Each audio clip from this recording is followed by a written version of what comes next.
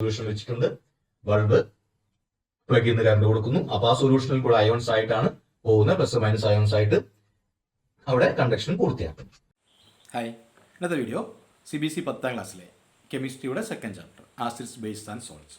ഈ ചാപ്റ്ററിലെ ടെക്സ്റ്റ് ബുക്കിലെ ഇമ്പോർട്ടൻ്റ് ആയിട്ടുള്ള കുറച്ച് കാര്യങ്ങളാണ് പറയുന്നത്. അതിൻ്റെ വിവരണങ്ങളൊക്കെയാണെന്ന് പറയുന്നത്. നമുക്ക് ക്ലാസ്സിലേക്ക് പോകാം. ഇനി ബേസസ് ആൻഡ് പ്രോപ്പർട്ടി. ഇപ്പൊ നമ്മൾ അതുവരെ പറഞ്ഞ ആസിഡിന്റെ പ്രോപ്പർട്ടി ആയിരുന്നു. ബേസ് എന്താണ്? ഇനി പ്രോപ്പർട്ടീസ് ഓഫ് ബേസസ് ആണ് അടുത്ത് നമ്മൾ പറയാൻ പോകുന്നത്. Bases which is soluble in water is also called an alkali. Bases ഉണ്ട്, അത് വെള്ളത്തിൽ ഡിസോൾവ് ആകുന്ന സൊല്യൂബിൾ ആയിട്ടുള്ള ബേസസിനെയാണ് നമ്മൾ ആൽക്കലി എന്ന് പറയുന്നത്. എക്സാമ്പിൾ ആണ് sodium hydroxide, NaOH, sodium hydroxide. പിന്നെ കാൽസ്യം ഹൈഡ്രോക്സൈഡ്, CaOH+. ഇതെല്ലാം സോൾട്ട് ആയിട്ടുണ്ട് ആണ് കാണുന്നത്, ഫിഗറിൽ കാണിക്കുന്ന ഉപ്പുപൊടി പോലെ കാണിക്കുന്ന സാധനം. പൊട്ടാസ്യം ഹൈഡ്രോക്സൈഡ്, KOH, അതൊരു ക്രിസ്റ്റൽ ആയിട്ടുള്ള കാണുന്നത്. Ammonium hydroxide, NH4OH.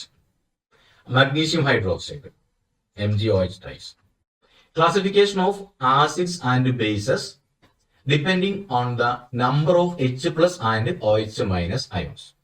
Strong base, നമ്മൾ നേരത്തെ സ്ട്രോങ് ആസിഡിനെ കുറിച്ച് കഴിഞ്ഞ വീഡിയോയിൽ പറഞ്ഞിട്ടുണ്ടായിരുന്നു.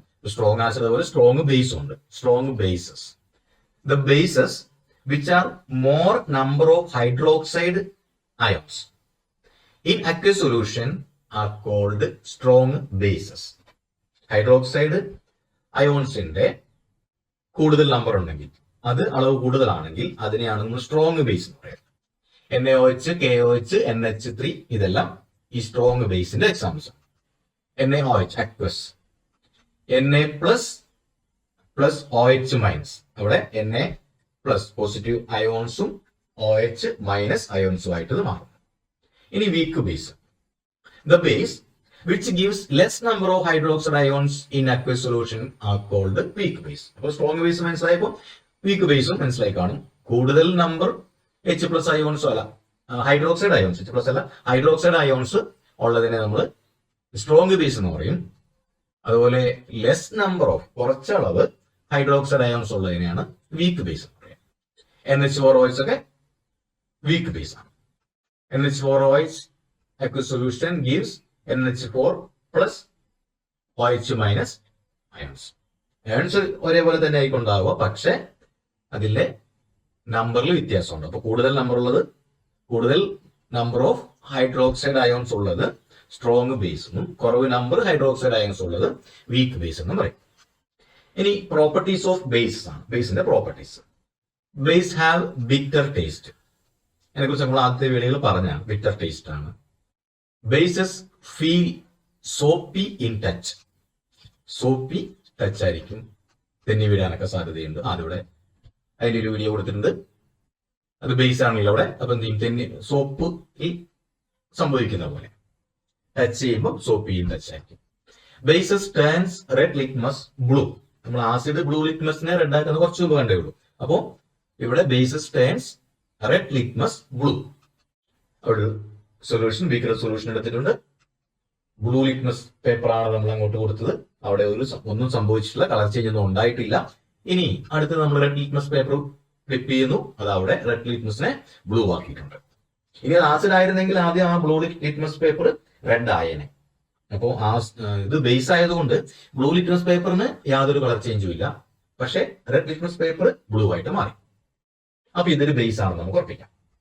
ഇനി അടുത്തത് base conduct in solution electricity. They are electrolytes. ആസിഡും ഇലക്ട്രോലൈറ്റ് ആണെന്ന് നമ്മൾ ആദ്യം പറഞ്ഞിട്ടുണ്ടായിരുന്നു. അതുപോലെ ബേസ് കണ്ടക്ട് ഇൻ സൊല്യൂഷൻ. സൊല്യൂഷനിലാണെങ്കിൽ ആസിഡും സൊല്യൂഷനിലാവണം. സൊല്യൂഷനിലാണെങ്കിൽ അത് കറണ്ടിനെ കടത്തിവിടും, കണ്ടക്ടറാണ്.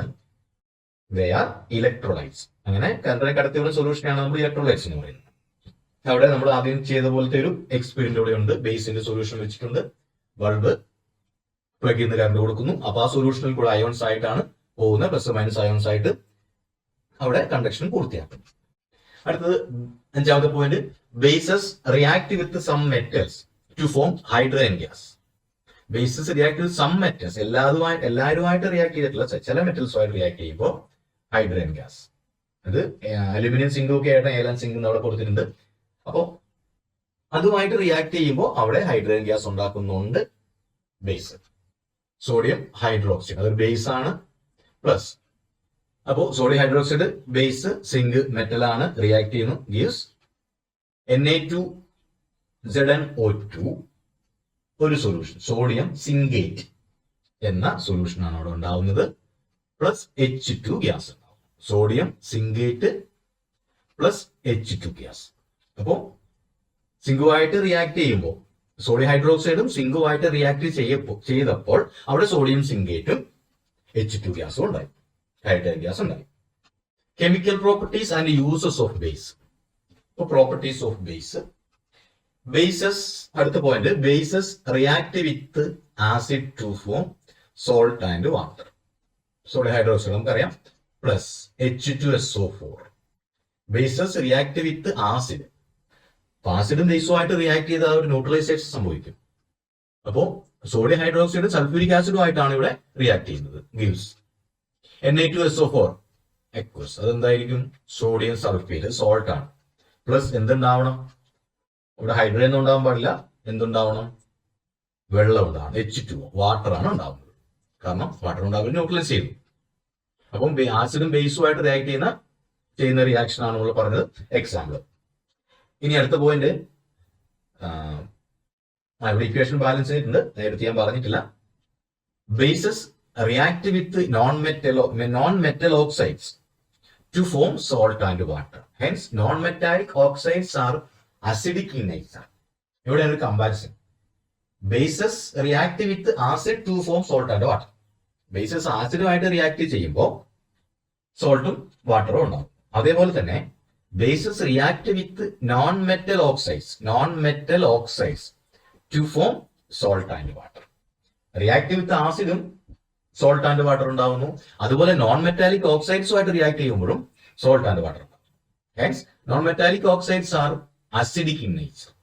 അതിൽ നിന്ന് നമ്മൾ എത്തുന്ന കൺക്ലൂഷൻ, ഈ നോൺ മെറ്റാലിക് ഓക്സൈഡ്സും അസിഡിക് ആണ്. കാരണം ആസിഡും ബേസും ആസിഡും തമ്മിൽ പ്രവർത്തിക്കുമ്പോൾ എന്താണോ ഉണ്ടാകുന്നത് അത് തന്നെ ഈ ബേസും നോൺ മെറ്റാലിക് ഓക്സൈഡുമായിട്ട് റിയാക്ട് ചെയ്യുമ്പോഴും ഉണ്ടാവും.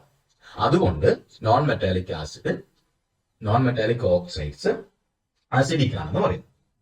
അതിന്റെ എക്സാമ്പിൾ CaOH2+, അതായത് കാൽസ്യം ഹൈഡ്രോക്സൈഡ് ബേസ് ആണ്.